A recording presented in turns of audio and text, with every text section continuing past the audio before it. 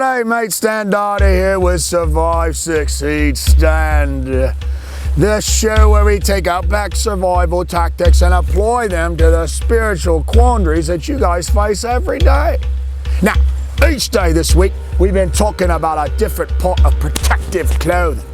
Now that all corresponds to the spiritual armor we have in Ephesians 6. I like to read it to you from the Bible.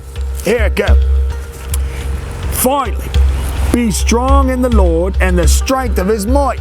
Put on the whole armor of God, that you may be able to stand against the schemes of the devil. For we do not wrestle against flesh and blood, but against rulers, authorities, cosmic powers over this present darkness, against the spiritual forces of evil in the heavenly places.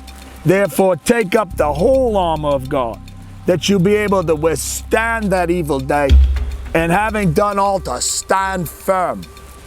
Stand therefore, having fastened on the belt of truth, the breastplate of righteousness, and shoes for your feet, having put on the readiness of the gospel of peace.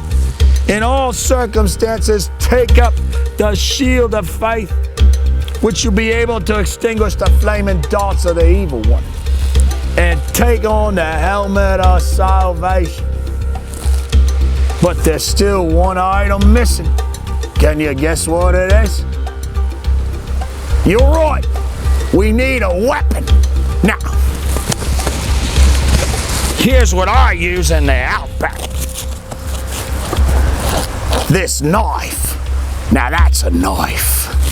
Now, this knife comes in handy where I gotta dispatch some of these evil things that we haven't had a chance to even talk about yet. Now take for example, the crocodile.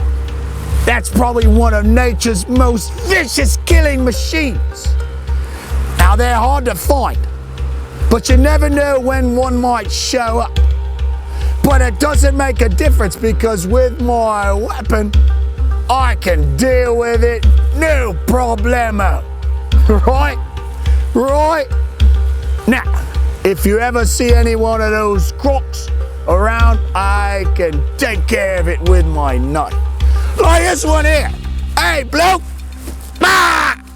Take that! Done! We get it done easy. That's how we do it in the Outback, you see. 1, 2, 3, croc dead. Ain't even have to sweat. I'm not even sweating.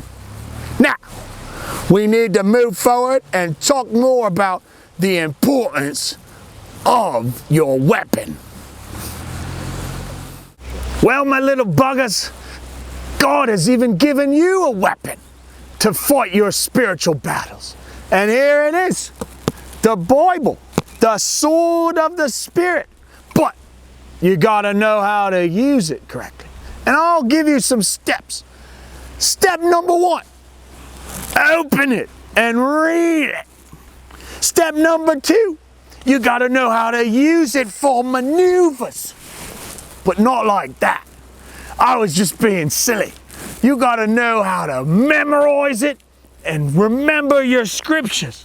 You gotta repeat verses over and over again until you got them in your little skull.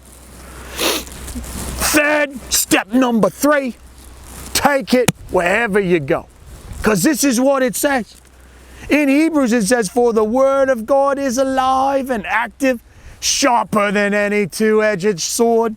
It penetrates the soul and the spirit, joints and marrow. It judges the thoughts and attitudes of your heart. Kids, little buggers, I hope you learned something this week about the spiritual armor that keeps you safe in all the battles you have with your adversary every single day. Take care. This is Stan D signing off.